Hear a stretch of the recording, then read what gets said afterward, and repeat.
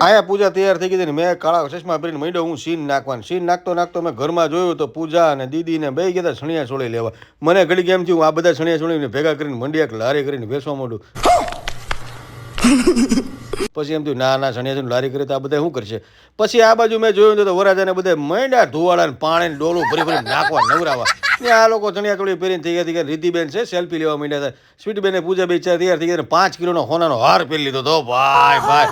પછી એમ બધા તૈયાર થઈ ગયા. મેં બતાવી દીધો મોબાઈલ એપલ. અહીંયા પૂજા પહોંચી ગઈ જમવા માટે 25 આબુ ગુલાબ જાંબુ ખાઈ ગયા. તો એમ કે મારા બેટા હારા નથી હો.